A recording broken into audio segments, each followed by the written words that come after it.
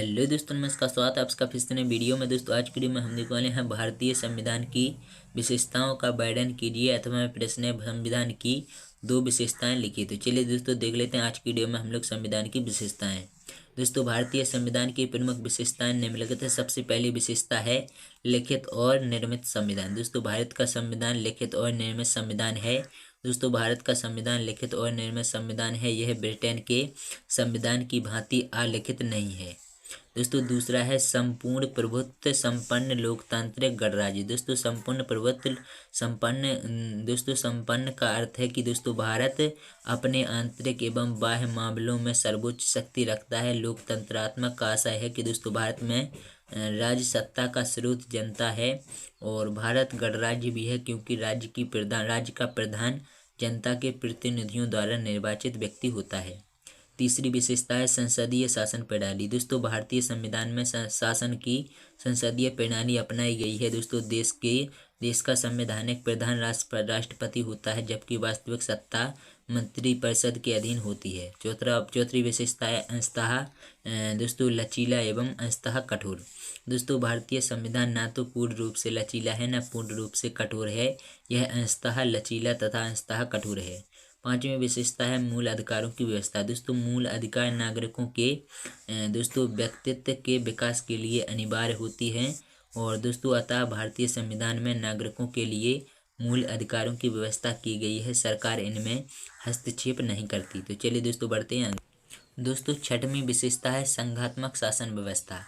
दोस्तों भारतीय संविधान के प्रथम अनुच्छेद के अनुसार भारतीय राज्यों का एक संघ है। दोस्तों भारतीय संविधान के प्रथम अनुच्छेद के अनुसार भारत राज्यों का एक संघ है और इस प्रकार भारत में संघात्मक शासन व्यवस्था की स्थापना की गई है और संविधान ने शासन की शक्ति को एक स्थान पर केंद्रित न कर केंद्र और राज्य सरकारों में विभाजित किया है। दोस्तों सातवीं विशेषता है स्वतंत्र एवं निष्पक्ष न्यायपालिका।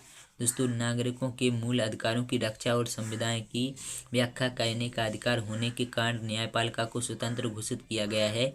संविधान न्यायपालिका को न्यायिक दोस्तों पुनर्वलोकन का अधिकार देता है। संविधान द्वारा न्यायपालिका को निष्पक्ष बनाए रखने के लिए समुचित प्रावधान किए गए हैं।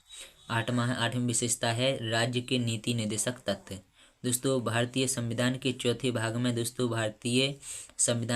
भाग में शासन संचालन के लिए मूलभूत सिद्धांतों का वर्णन किया गया है।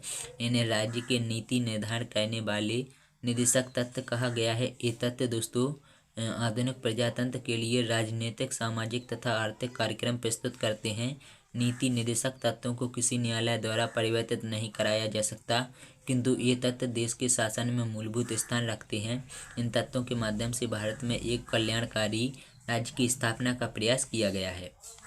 नौवीं विशेषता है दोस्तों सार्वभौमिक सार्वभौम वयस्क मताधिकार। दोस्तों संविधान द्वारा भारतीय नागरिकों को सार्वभौम वयस्क मताधिकार प्रदान किया गया है। हमारे संविधान में यह मताधिकार 18 वर्ष की आयु प्राप्त सभी नागरिकों को किसी धर्म वंश जाति वर्ग लिंग जन्म स्थान के भेदभाव के बिना समान रूप से दिया गया है। 10वां और आखिरी है दोस्तों एकहरी नागरिकता। दोस्तों भारतीय संविधान ने एकहरी नागरिकता को अपनाया है अर्थात प्रत्येक व्यक्ति भारत का नागरिक है चाहे वह किसी भी स्थान पर निवास करता हो। भारत के सभी नागरिक देश में कहीं भी रोजगार प्राप्त कर सकते हैं तथा देश के सभी भागों में समान अधिकारों का प्रयोग कर सकते हैं। दोस्तों आशा करता हूँ आप लोगों को वीडियो पसंद आएगी। वीडियो पर लाइक शेयर करना और चैनल को सब्सक्राइब जरूर कर लेना।